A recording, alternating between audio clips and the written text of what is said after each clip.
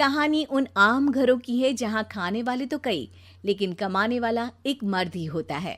बावजूद इसके उससे उम्मीदें कम नहीं होती।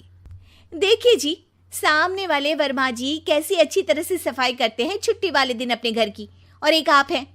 अरे यार, उनके पास कार है, ऑफिस पास में है और हफ्ते में 2 दिन की छुट्टी होती है, तो फर्क तो पड़ता है ना। मेरी तो शादी ही गलत हो गई।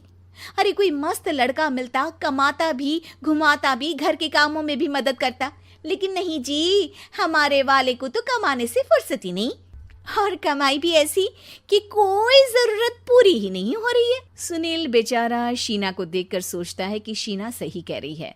देखने में सुंदर है, घर का सारा काम कर लेती है, उसे तो कोई भी अच्छा लड़का मिल सकता था। क्या सोच रहे हैं? भागने का इरादा तो नहीं है? अरे नहीं मेरी प्यारी बीवी, मैं तो नहीं, पर डर है कि तुम नहीं कहीं भाग जाओ मुझे छोड़कर। शीला सुनील के मुंह से प्यार भरी बात सुनकर मुस्कुराती है। आप भी ना। सुनील एक दिन ऑफिस से घर आता है कि तभी शीना कहती है, सुनिए जी, वो मेरी सहेली आई थी, सारा दिन वो लोग यहीं थे, अब जा रही थी तो मैंने कहा नहीं नहीं, मेरे पति छोड़ आएंगे ना तुम्हें, तो रोक लिया मैंने। सुनील थोड़ी देर कुछ सोचता है, फिर कहता है, ठीक है, मैं कपड़े चेंज करके आता हूँ। अरे तेरे पति को तो लग रहा है कि अच्छा नहीं लगा। अरे नहीं नहीं, ऐसी कोई बात नहीं है, रुको मैं अभी उन्हें घर के कपड़े देकर आती हूँ। शीना अंदर जाती है जहां सुनील पलंग पर लेटा होता है। अरे क्या मजाक है, वो कह रही है कि आपने मुंह बना लिया। सही तो कह रही है, सुबह से अब ऑफिस से लौटा हूँ, एक कप चाय का तो पूछा नहीं, 20 किलोमीटर जाओ और आओ, और फिर कल उसी टाइम पर ऑफिस। अरे यार, मुझे गाड़ी चलानी आती ना तो बोलती भी नहीं आपको, और कौन सा रिक्शा खींच कर जाना है आपको। सुनील अब क्या बोलता। रात देर से आता है और सो जाता है। अगले दिन शरीर दर्द हो रहा है। अरे तो मत जाओ ना ऑफिस, चलते हैं ना मार्केट घूमने, फिर पिक्चर देखेंगे और रात में खाना खाकर घर वापस। सुनील जब सारे दिन की थकान वाला शेड्यूल सुनता है तो वो सीधे सीधे ऑफिस के लिए तैयार हो जाता है। अब आए दिन शीना की डिमांड बढ़ती ही चली जाती है और सुनील उसको पूरा भी करता। लेकिन एक दिन, ए जी मेरा भाई आ रहा है, उसे 2 लाख रुपए की जरूरत है। हाँ तो मैं क्या करूँ शीना, मेरे पास इतने रुपए नहीं है। हाँ हाँ पता है नहीं है, लेकिन किसी से लेकर तो दे सकते हो ना। अरे मैं किससे मांगू, मेरे तो जानने में भी कोई नहीं है जिसके पास इतनी बड़ी रकम हो। तभी वहां शीना का भाई शीनू आ जाता है। जीजा जी कैसे हैं आप? अब मैं ठीक हूँ शीनू, अचानक इतनी बड़ी रकम की जरूरत कैसे पड़ गई? अरे जीजा जी, वो बिजनेस शुरू किया ना, तो उसके लिए पैसे की जरूरत है, काफी हो चुका है, थोड़ा पैसा बचता है तो मैंने सोचा आपसे ले लूं। अब देखो, मेरे ऑफिस में कुछ लोग हैं जिनकी सेविंग अच्छी है, मैं उन लोगों से बात करके देखता हूँ।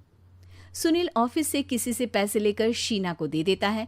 शीना वो पैसा भाई को दे देती है। 2 महीने बाद, अरे यार शीना, वो ऑफिस वाला आदमी अपने पैसे मांग रहा है, कैसे दूं? अपने भाई से बोलो ना पैसे दे दे।